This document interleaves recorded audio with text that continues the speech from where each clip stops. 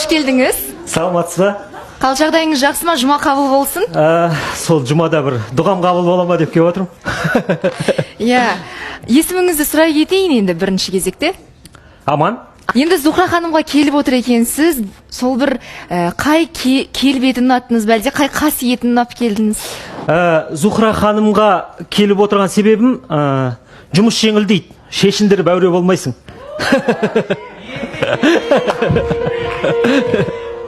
Дайын асқа тық қасық дегенде ғой. Адамдарға болмайтын сұрақ қойдым. Адамдарды эфиріме шақырып масқараладым. Жұлдыздарды да эфиріме шақырып масқараладым. Хайпажорларды жарнамаладым. Енді қалауымға барам. Сәлем достар, сендермен бірге Диас Базарбай. Бүгінгі видеода сендерге Сәлем Соушылға сатылғандар жайлы әңгіме айтатын боламыз. Және осы видеоны көргенде сен шок боласың. Ендеше кеттік. Сәлем Соушыл өзіне керекті адамдарды өзіне жай ғана ақша арқылы тартып алатын бағдарлама немесе компания. Компания десе қалай, олай өкіметтің қаржыландыратын компаниясы өзіне керектерді ақша арқылы шақырып алады. Иә, Аман Тасыған өздерін білетіндей Айжан Байзақованы ең бірінші жарнамалаған адам. Ең бірінші эфиріне шақырып, онымен сұхбат жүргізіп, оны жарнамалады. Иә, сол Аман Тасыған қазіргі кезде қалауымға. Иә, бұл Сәлем Соушылға сатылған адамдар не істемейді. Сәлем Соушыл сериал түсірді. Қайрат болма адам бол, олардың сериалдары. Және одан кейін тағы да вайнерлерді, жайдарманшыларды, әншілерді, блогерлерді барлығын өздеріне тартып алды. Қазіргі кезде шындықты айтатын ешкім қалған жоқ. Тек Авы Адикустың оған сатылмағандығы. Яғни Авы Адикус неше түрлі сөздер айтып, неше түрлі саяси жағынан болсын, басқа да жағынан болсын, өзінің саяси пікірін айтады. Және оған Сәлем Соушылда ұсыныс жасаған шығар, бірақ оған әлі Авы Адикус барған жоқ. Көптеген әншілер, көптеген блогерлер, вайнерлер барлығы Сәлем Соушылға уже өтіп кеткен. Иә, Аман Тасыған қалауымға барса бір мейлі. Қалауымға барып, мынандай әңгіме айтса, қалауымға барып өзінің аузына келген былайша оттапты. Мен бұл видеоны TikTok-тан көріп қалдым. Иә, TikTok деген қазір жақсы болды ғой, барлық нәрсені көріп отырады. Я осы видео TikTok-тан шықты және сол видеоны қарадым да ойыма видео түсіру келді. Видео түсіргенде қалай өзімнің пікірімді айтам. Бұның алдын TikTok-тан мен мынандай видео көрген. Ортада Қуат Хамитов.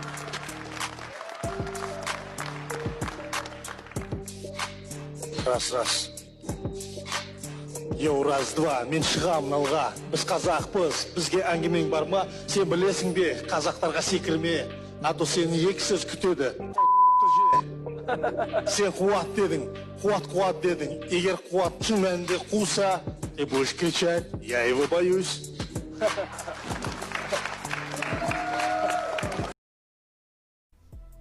Иә, бұл Қуат кәдімгі Қуат Хамитов. Иә, бұл өзіміздің Қуат Хамитов. Кәдімгі Аман Тасығанның шоуында жүр. Бұл не істеп жүр? Және шоуында реп оқып жүр ма? Алло, сәлем, осымен біткен шығар, барлығын өзі сатып алдар ғой. Қуат Хамитов, мен сені бұлай сәлемге өтіп кетеді деп ойламадым, шынымды айтсам. Иә, мен Қуат Хамитовты мойындайтын тұғым. Иә, өткенде айтты, ол өзінің дезинфекцияға жайлы ой пікірін айтты және одан кейін кешірім сұрады. Кешірім сұрағаннан кейін ол видеоны жасырын түсіріп алды деді. Оған да мақұл деді. Ендігі кезекте Аман Тасыған шоуында жүр. Бұған енді мен сенемін. Қуат Хамитов менің сенімімнен шығып кетті. Демек, Қуат Хамитовтың қасында жүрген адамдардың барлығы Сәлем Соушылға өтіп кеткен. Алдында ғана өздерің білесіңдер, вайнерлердің қандай тірлік бітіріп жүргендерін. Иә, казиноны жарнамалады, 1xbet, букмекерлерді жарнамалады. Және сол букмекерлер арқылы ақша тапты. Соңынан не болды? Барлығының код ашылды. Бұлардың да ертең код ашылады. Бұлар да ертең заң алдында жауап береді. Авы Адикус өзінің саяси пікірін айтты. Вайнерлер өздерінің жазасын алады, егерде бір адам олар жайлы оларға үстінен арыз жазса. Тақырыпқа оралайық. Өзіміздің Қуат Хамитов. Бұл кісі өздеріңіз білесіздер, саяси жағынан болсын, қандай жақтан болсын, өзінің пікірін айтып жүретін адам. Бірақ бұл адам сәлем соғышылдың бағдарламасында түсіп жүр. Және рэп оқып жүр.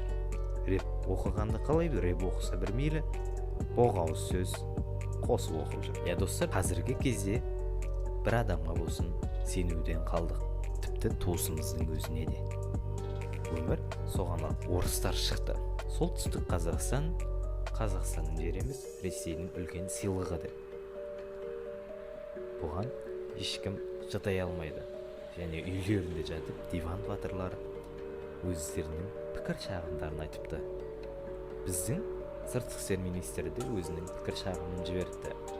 Алайда Ресей оған үн қатпады. Егер де дәл осылай жүре берсек, біз ешқашан дамымаймыз. Барлығын ойланайық достар. Ендеше сау болыңыздар.